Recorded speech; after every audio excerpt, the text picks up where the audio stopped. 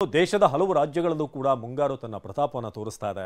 ಅದರಲ್ಲೂ ಗುಜರಾತ್ ಮತ್ತು ಮಹಾರಾಷ್ಟ್ರ ಎರಡು ರಾಜ್ಯಗಳಿಗೂ ಕೂಡ ಮಳೆ ಹೆಚ್ಚಿನ ಅನಾಹುತ ಮಾಡ್ತಾ ಇದೆ.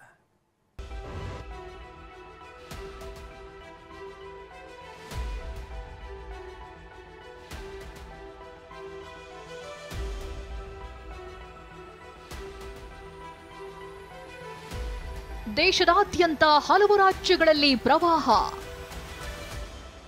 ರಸ್ತೆ ಸೇತುವೆಗಳೇ ಕೊಚ್ಚಿಕೊಂಡು ಹೋಗಿವೆ. ನದಿಗಳ ಪ್ರವಾಹದಿಂದ ಜನ ಪರಿತಪಿಸುತ್ತಿದ್ದಾರೆ.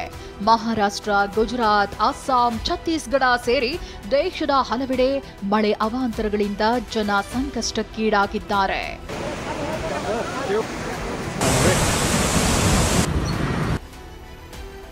ಮಳೆಯಿಂದಾಗಿ 3 ಅಂತಸ್ತಿನ ಕಟ್ಟಡ ಧರಾಶಾಹಿ.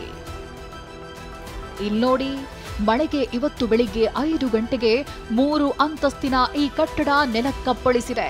ನವಿ ಮುಂಬೈನ ಶಹಬಾಜ್ನಲ್ಲಿ ಈ ಘಟನೆ ಸಂಭವಿಸಿದೆ.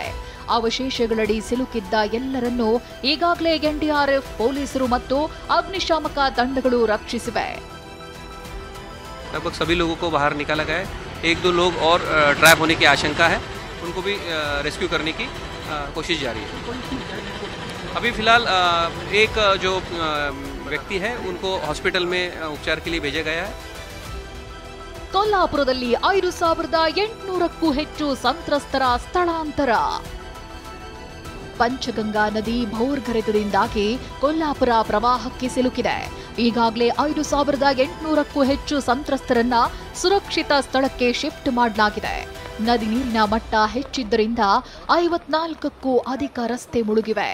ಒಂದೇ ದಿನಕ್ಕೆ 68 ಮಿಲಿಮೀಟರ್ ಮಳೆಯಾಗ್ತಿದ್ರಿಂದ ನೆರೆ ಬಂದಿದೆ.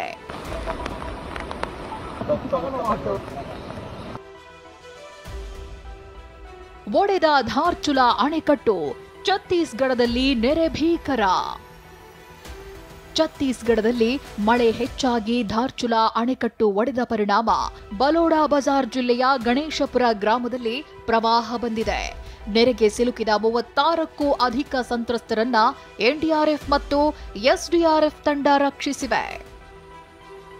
ಕೇದಾರನಾಥ ಯಾತ್ರೆ ಮಾರ್ಗ ಸಂಪೂರ್ಣ ಕಟ್. ಉತ್ತರಾಖಂಡ್ನಲ್ಲೂ ಮಳೆ ಅವಾಂತರ ಕಡಿಮೆ ಇಲ್ಲ. ರುದ್ರಪ್ರಯಾಗ್ನಲ್ಲಿ ಭಾರೀ ಮಳೆಯಿಂದಾಗಿ ಕೇದಾರನಾಥ ಯಾತ್ರೆ ಮಾರ್ಗ ಹಾನಿಯಾಗಿದೆ. ಯಾತ್ರೆಗೆ ತಡೆ ಬಿದ್ದಿದೆ. ಸೋನ್ ಪ್ರಯಾಗ್ನಲ್ಲಿರುವ ಎನ್ಡಿಆರ್ಎಫ್ ಮತ್ತು ಎಸ್ಡಿಆರ್ಎಫ್ ತಂಡಗಳು ಕಾರ್ಯಾಚರಣೆ ನಡೆಸುತ್ತಿವೆ.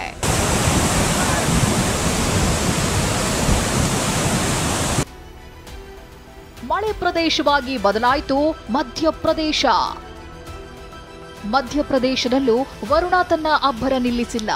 ಇದರಿಂದಾಗಿ ಭೋಪಾಲ್ ನಗರದ ಹಲವು ತಗ್ಗು ಪ್ರದೇಶಗಳಲ್ಲಿ ನೀರು ಆವರಿಸಿದ್ರಿಂದಾಗಿ ಜನಜೀವನ ಅಸ್ತವ್ಯಸ್ತವಾಗಿದೆ. ಗುಜರಾತ್ನಲ್ಲಿ ಪೂರ್ಣ ನದಿಯಿಂದ ಅಪಾಯದ ಗಂಟೆ. ಗುಜರಾತ್ನಲ್ಲೂ ಮಳೆಗೆ ರಾಜ್ಯದ ಹಲವೆಡೆ ಪ್ರವಾಹ ಬಂದಿದೆ. ನಗರಗಳು ನೀರಿನಲ್ಲೇ ಮುಳುಗಿವೆ.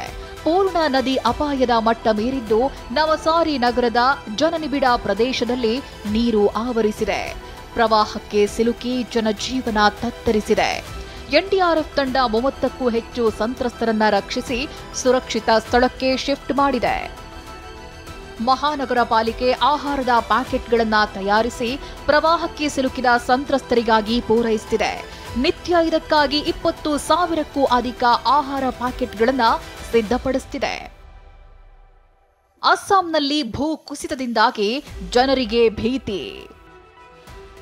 ಈ ವರ್ಷ ಅಸ್ಸಾಂ ಪ್ರವಾಹಕ್ಕೆ ಸಿಕ್ಕು ಪರಿತಪಿಸುತ್ತಿದೆ. ದಿಬ್ರುಗಢ ಜಿಲ್ಲೆಯ ಬಂಘಾಮೂರ್ ಗ್ರಾಮದಲ್ಲಿ ಪ್ರವಾಹ ಬಂದಿದೆ. ನೆರೆ ಪ್ರದೇಶದಲ್ಲಿ ಪದೇ ಪದೇ ಭೂಕುಸಿತ ಸಂಭವಿಸುತ್ತಿರುವುದರಿಂದ ಜನ ಭೀತಿಯಲ್ಲೇ ಕಾಲ ಕಳೆಯುವಂತಾಗಿದೆ. Bureau report, TV9.